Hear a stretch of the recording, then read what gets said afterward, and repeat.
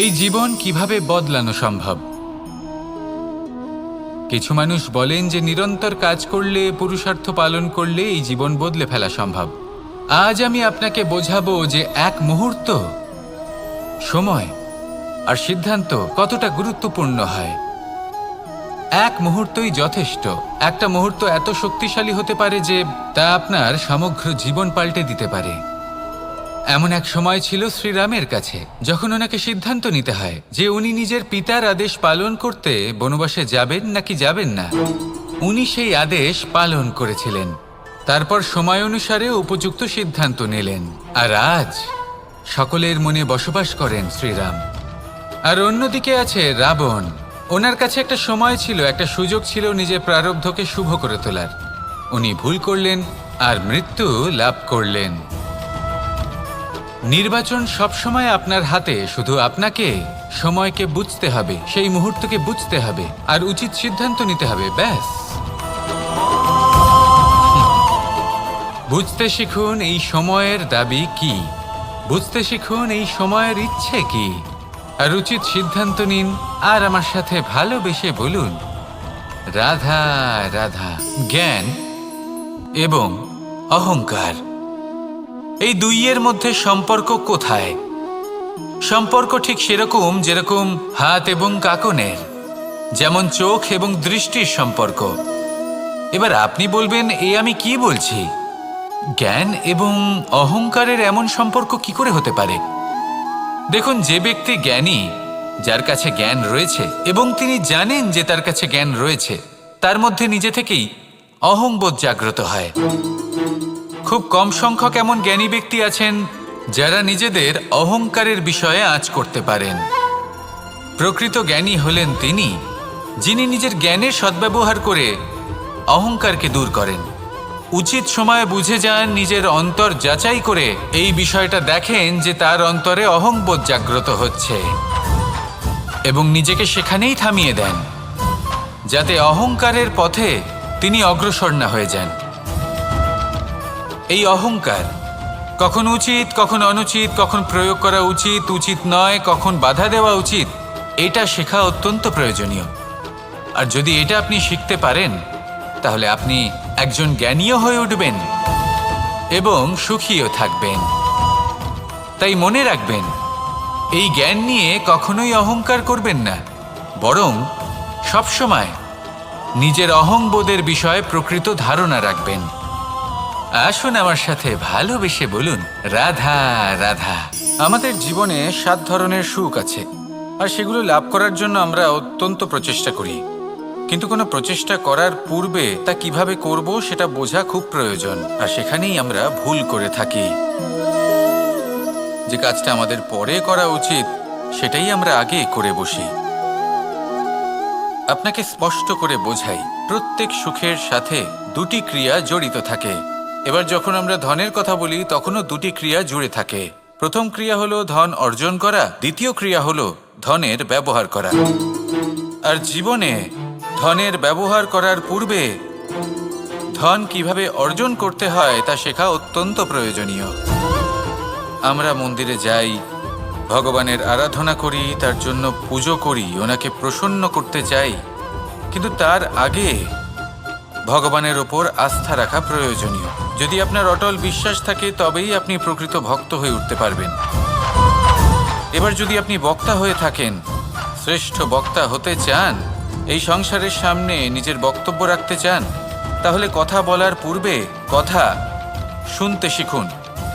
তবেই আপনি একজন শ্রেষ্ঠ বক্তা হয়ে উঠতে পারবেন।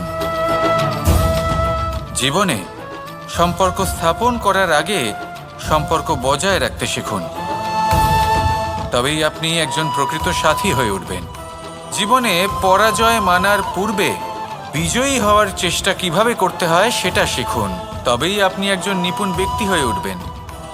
অন্তিম এবং সবথেকে গুরুত্বপূর্ণ কথা, জীবনে ভালোবাসা লাভ করার পূর্বে ভালোবাসা প্রদান করতে শিখুন, তবেই আপনি একজন প্রকৃত প্রেমী হয়ে উঠবেন। আসুন আমার সাথে ভালোবেসে বলুন, রাধা রাধা। এই সংসারের সবথেকে বড় যুদ্ধ কোনটা? দেব অসুরের যুদ্ধ, যা অনেক বছর ধরে চলেছিল, নাকি রাম রাবণের যুদ্ধ, নাকি মহাভারত? না, সংসারের সব থেকে বড় যুদ্ধ হলো সেইটা যা নিজের সাথে লড়া হয়, নিজের মনের সাথে লড়া হয়, নিজের অন্তরের সাথে লড়া হয়। এটাই সব থেকে বড় যুদ্ধ। এবার নিজেই দেখুন আপনার সব থেকে বড় শত্রুকে। আপনার স্বার্থ, আপনার কামনাগুলি, আপনার অহংকারগুলি, যা আপনাকেই নষ্ট করে দেয়। যদি এদের ওপর আপনি বিজয় লাভ করতে পারেন, তাহলে ধরে নিন এই সংসারে সবার উপরে আপনি বিজয় লাভ করতে পারবেন। এই সংসারে কেউ আপনাকে পরাজিত করতে পারবে না। কিন্তু তার জন্য প্রয়োজন অনুভূতির। অনুভূতি ভালোবাসার, অনুভূতি অনুপ্রেরণার। যে ব্যক্তি ভালোবাসতে পারেন এবং প্রেরণা দিতে পারেন, তিনি চিরকাল জয়লাভ করতে পারেন। নিজের কাছে ভালোবাসার এক অস্ত্র রাখুন আর প্রেরণার এক ঢাল। জীবনে কেউ আপনাকে পরাজিত করতে পারবে না। আসুন আর আমার সাথে ভালোবেসে বলুন, রাধা রাধা। সৌন্দর্য।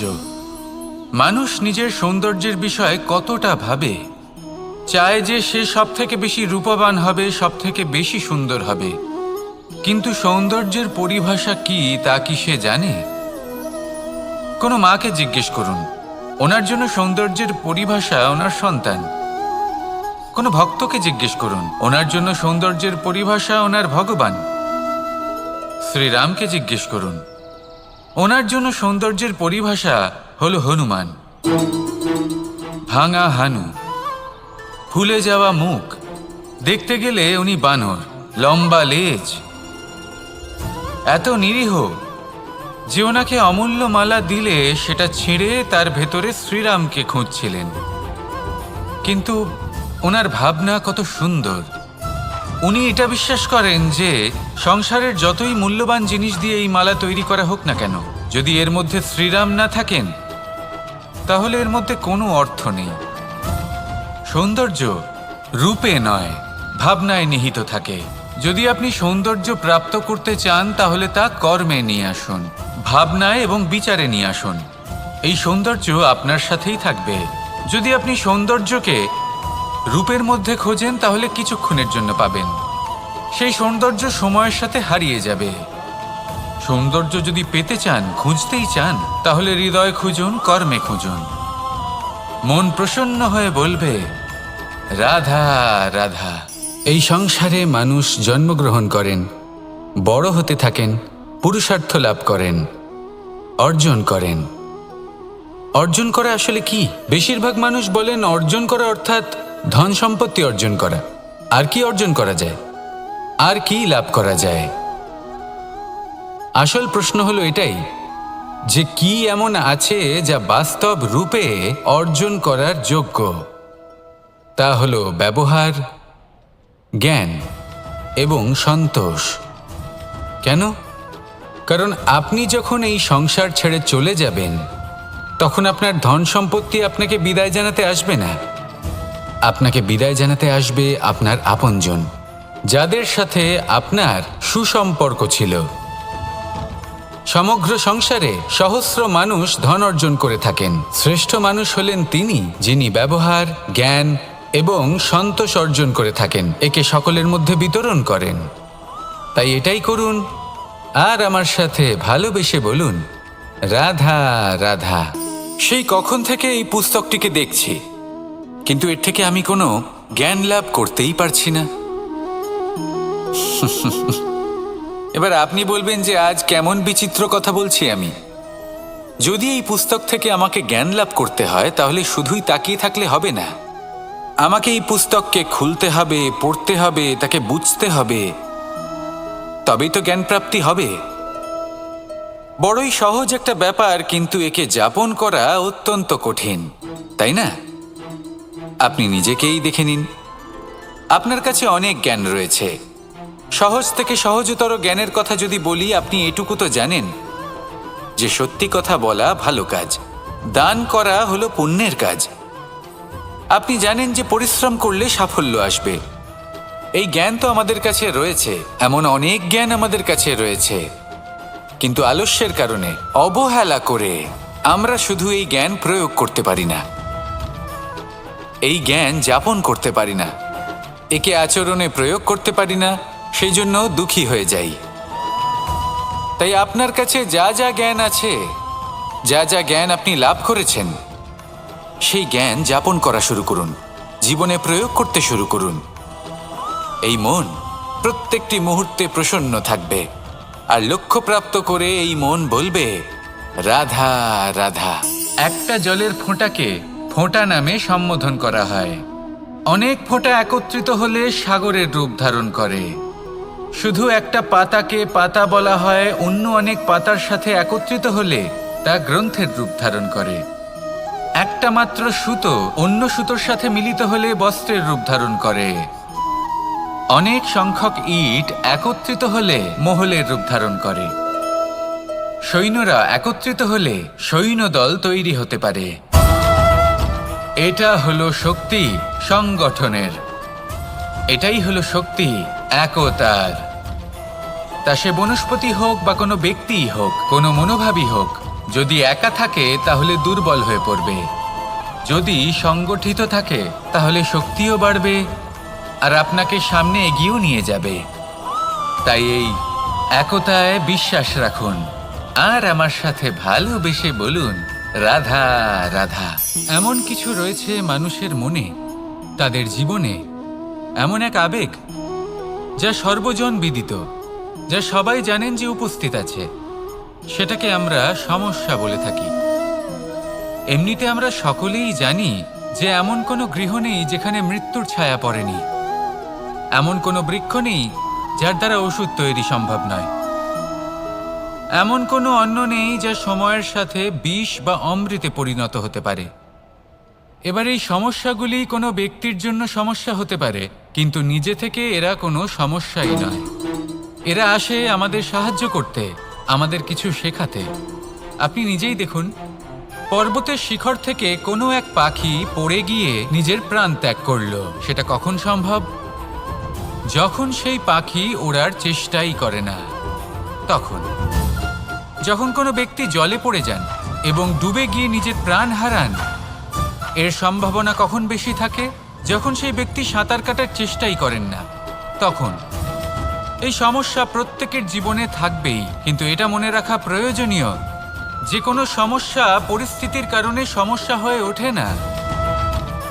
এই পরিস্থিতি যখন আমাদের সামনে আসে, আমাদের তা কঠিন মনে হয়, আমরা নতমস্তক হয়ে পড়ি, ভয়ভীত হয়ে পড়ি, তার সম্মুখীন হতে পারি না। তখন তা সমস্যার রূপ নেয়। দৃঢ় হয়ে দাঁড়িয়ে থাকুন সাহসের সাথে, এই পরিস্থিতিগুলির সম্মুখীন হন। দেখবেন সমস্যা কখন সাফল্যে পরিণত হবে আপনি জানতেই পারবেন না। আসুন আমার সাথে ভালোবেসে বলুন, রাধা রাধা। এই সংসারে কখনো কোনো ব্যক্তিকে তার বাইরের পোশাক দেখে বিচার করার চেষ্টা করবেন না, এটা খুব বড় ভুল করবেন। যেমন আমরা জীবনে অনেক সময় এমন করি, ধরুন কোথাও একটা গাছ দেখলাম, খুব বিশাল আকারের একটা গাছ, যেটা মাটির থেকে অনেক উঁচুতে পৌঁছে গেছে, যার বিশাল শাখা আছে। সেগুলো দেখে আমরা ভাবি যে এই গাছে হয়তো কত সুস্বাদু ফল আছে। আমরা সেই গাছের পরিচর্যা করতে থাকি। আবার অন্যদিকে হলো একটি তৃণ, যেটা মাটি থেকে কিছুটা উঁচুতে পৌঁছেছে, কিন্তু সেই তৃণর নিচে, মাটির নিচে অত্যন্ত সুস্বাদু ফল বা সবজি জন্ম নেয়, যা আমাদের স্বাস্থ্যের পক্ষে অত্যন্ত উপকারী। সেই জন্য কখনো আবরণ দেখে কাউকে বিচার করতে চেষ্টা করবেন না। তার বদলে এটা বোঝার চেষ্টা করুন যে আপনার সামনে যে ব্যক্তি আছে বা বস্তু আছে, তার বিশেষত্ব কি। যদি এই বিশেষত্ব বোঝার ক্ষমতা আপনি অর্জন করেন, যদি এই শিল্প আপনি নিজের ভেতরে জাগ্রত করেন, তাহলে এই সংসারে বিশেষত্ব কি সেটা আপনি জানতে পারবেন। আর এই সমস্ত খেলা দৃষ্টি থেকে নয়, দৃষ্টিভঙ্গি থেকে জন্ম নেয়। দৃষ্টিভঙ্গি সবসময় শুভ রাখুন আর আমার সাথে ভালোবেসে বলুন, রাধা রাধা। যখন মানুষের মৃত্যু হয় তখন কি হয়? অনেক সংখ্যক মানুষ শোক পালন করতে চলে আসেন। যে ব্যক্তি মৃত্যু লাভ করেছেন তার অনেক বস্তু থাকে যেগুলো তার প্রিয়, যেগুলো তিনি ব্যবহার করেছেন। তার শয্যা, তার বস্ত্র, তার আভূষণ, সবকিছু তার থেকে বিচ্ছিন্ন করা হয়। এবং খালি হাতে তাকে শ্মশানের উদ্দেশ্যে রওনা করা হয়। আমি আপনাকে এই প্রশ্ন করতে চাই, আপনি এই সংসারে কি অর্জন করেছেন? ধন, সম্পত্তি, বস্ত্র, আভূষণ, এই সব কিছু যে আপনি অর্জন করেছেন, আপনার মৃত্যুর পরে তা আপনার থেকে দূর হয়ে যাবে। এর উত্তর হলো একটাই, আপনার কর্ম। শুধু সেটাই আছে যা একান্ত আপনার, আর শুধু সেটাই এই সংসার থেকে চলে যাওয়ার পরেও সংসারেই জীবিত থাকবে। যদি আপনি দুষ্কর্ম করেন, তাহলে এই সংসার আপনাকে একটি অনুচিত উদাহরণ হিসেবে মনে রাখবে যে এই ব্যক্তি খুব পাপী ছিল, অনুচিত কর্ম করতেন। যে পথে তিনি চলেছেন সেই পথে কারোর চলা উচিত নয়। সেখানেই যদি আপনি সৎকর্ম করেন, তাহলে সংসার চিরকাল এটাই বলবে যে খুব ভালো মানুষ ছিলেন, সবাইকে ভালোবাসতেন, সবাইকে সাহায্য করতেন, আমার খুব প্রিয় মানুষ ছিলেন। এটাই হলো শ্রেষ্ঠ কর্ম। সেই জন্য জীবনে শুধুমাত্র ধন, সম্পত্তি, আভূষণ এই সব অর্জন করতে গিয়ে নিজের মনোনিবেশ করবেন না। শ্রেষ্ঠ কর্ম করুন। সংসার থেকে চলে যাওয়ার পরেও এই কর্মই এই সংসারে আপনাকে জীবিত রাখবে।